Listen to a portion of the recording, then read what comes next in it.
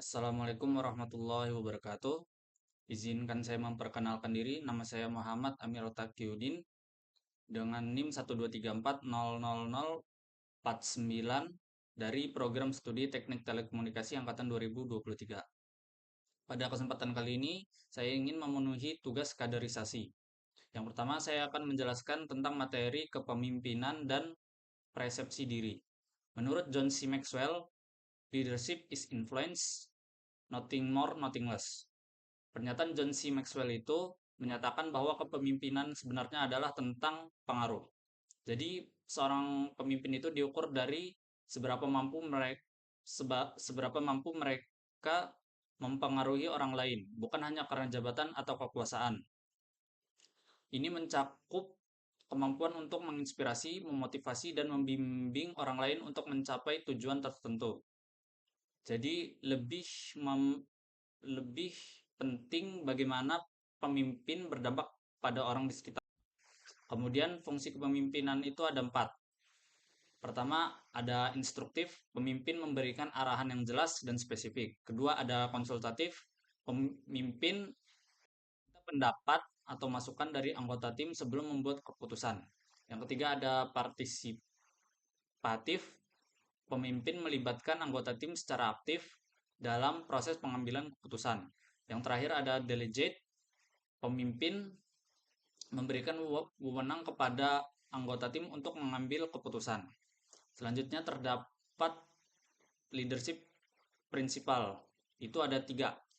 Yang pertama ada inklusif, yaitu sense of empathy dan kolaboratif. Yang kedua ada efektif, itu fleksibel dan harus adaptif. Dan yang terakhir ada instruktif, itu lead by example. Leadership tidak hanya tentang memimpin orang lain, karena terdapat juga yang namanya self leadership. Maksud dari self leadership adalah proses mengenal diri sendiri untuk mampu memberikan dampak terhadap diri sendiri dalam mencapai tujuan. Kemudian selanjutnya saya akan menjelaskan tentang persepsi diri. Persepsi diri adalah cara seorang memandang dan memahami diri mereka sendiri.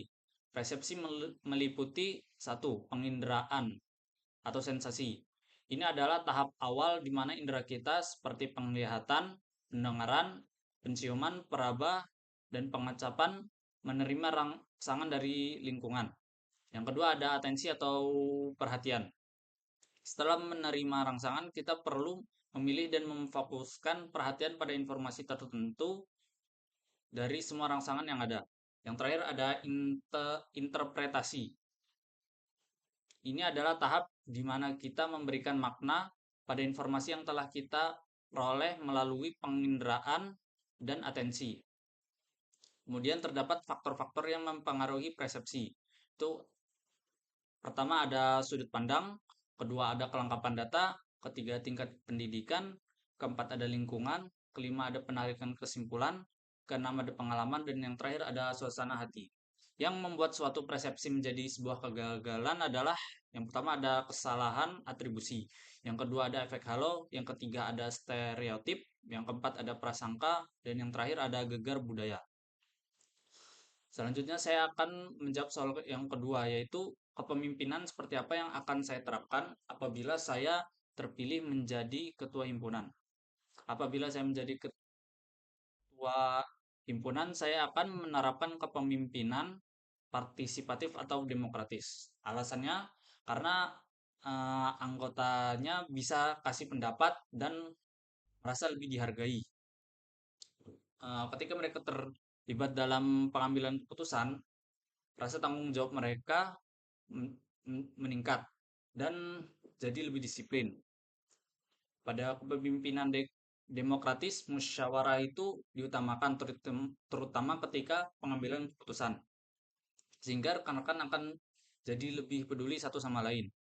Karena mereka jadi ngerti perasaan dan ide masing-masing. Sehingga suasana menjadi tetap kondusif dan akrab. Dengan demikian, dari saya, wassalamualaikum warahmatullahi wabarakatuh.